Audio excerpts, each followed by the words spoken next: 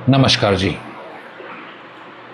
आज की जो टॉपिक है ये लाखों लोगों के दिल में छुपा हुआ है। हम अपने एक्स को क्यों भुला नहीं पाते। यह सिर्फ एक रिलेशनशिप का सवाल नहीं है, ये साइकोलॉजिकल, एस्ट्रोलॉजिकल, स्पिरिचुअल का भी सवाल है, क्योंकि ये कनेक्टेड आत्मा से या हार्ट टू हार्ट कनेक्शन होता है। साइकोलॉजिकल कारण, ब्रेकअप के बाद सबसे बड़ा दर्द होता है मेमोरीज, वो यादें और वो इमोशनल इन्वेस्टमेंट जो एक पार्टनर दूसरे पार्टनर के साथ दिया होता है। वो जगह, वो प्लेस, वो वर्ड्स, वो ऐसी ऐसी चीज़ें जो आपस में कनेक्ट करना शुरू करता है। ये एक डीपर लेवल की अंडरस्टैंडिंग की ज़रूरत है। ये एक नॉर्मल अंडरस्टैंडिंग की बात नहीं हो सकती। जब जब ये फीलिंग्स आपके अंदर आएगी तो आपके अंदर में क्रेविंग आएगी कि मुझे उस पर्सन से मिलना है, एक बार मिलना है, एक बार उससे मैं बात कर पाऊँ।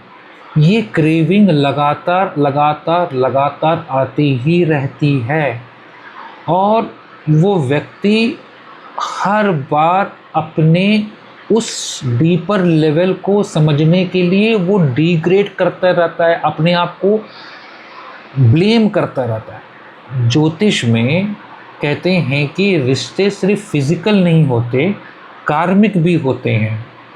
कभी कभी हमारा एक्स पास्ट लाइफ से कनेक्टेड होता है। कुंडली में वीनस और मून हमारे इमोशनल एंड लव का कारक है।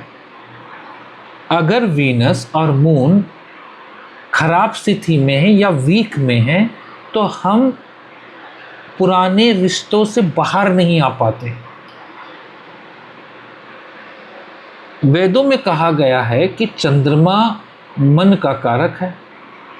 जब भी चंद्रमा खराब होगा तो मन डिस्टर्ब होगा और फिर हमारे मन में वो दुख तकलीफ़ें बढ़ती जाएंगी। इसीलिए जब हीलिंग करते हैं तो हम चंद्रमा की स्थिति को देख लेते हैं। ब्रेकअप के बाद लोग जनरली क्या करते हैं ये समझना बहुत इम्पोर्टेंट है। हम स्टॉकिंग करना शुरू करते हैं, पुरानी फ़ोटोज़ को देखना शुरू करते हैं, हम खुद को ब्लेम करना शुरू करते हैं। हमें लगता है कि बिकॉज ऑफ मी और because of us, because of that reason, because of that word ये ब्रेकअप हो गया है। कुछ लोग तो बहुत ही एक स्टेप आगे बढ़ जाते हैं कि वो तुरंत ही दूसरे रिलेशनशिप में आ जाते हैं। पर इनमें से कोई भी चीज़ें आपको उस पेन से बाहर नहीं निकाल सकती, उस ट्रॉमा से बाहर नहीं निकाल सकती। ये हमारा वहम है कि हम ये सब करेंगे तो हम उससे बाहर निकल जाएंगे, पर आप और डीपर टू डीपर लेवल पे उसी ट्रॉमा, उसी पेन पे चलती ही जाएंगे और डीपर लेवल पे उस पेन को महसूस करते जाएंगे। सबसे अच्छा तरीका होता है कि आपको हील करना, अपने आप को, अपनी सोच को, अपनी उस सारी एनर्जी को हील करना, ताकि आप एक बेटर लाइफ और एक बेटर फ्यूचर की ओर जा सके, ट्रॉमा फ्री ज़िंदगी जी सके। मैं आप लोगों को एक टेक्निक बताता हूँ, कभी यूज़ करके देखिए और फिर बताइए।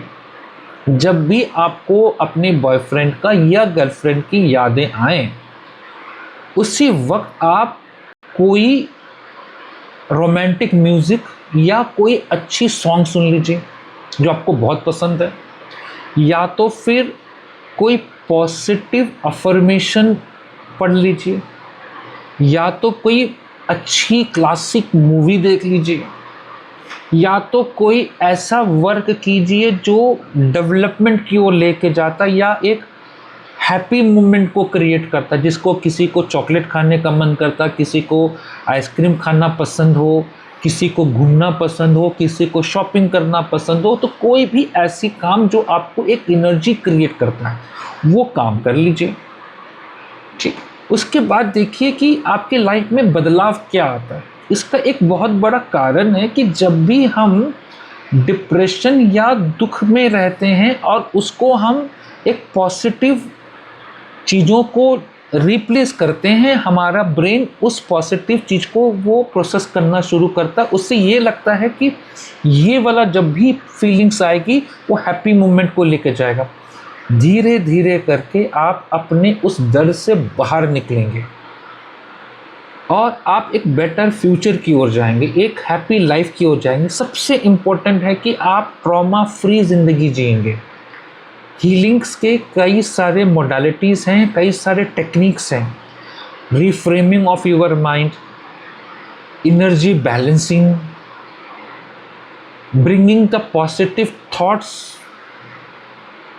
ये एक टेक्निक्स, ऐसे कई सारे टेक्निक्स हैं। आप में से कोई भी लोग इस स्थिति में आज अपने आप को देखते हैं कि आप अपने एक्स को नहीं भूल पा रहे हैं, तो प्लीज़ कनेक्ट कीजिए, हमसे बात कीजिए।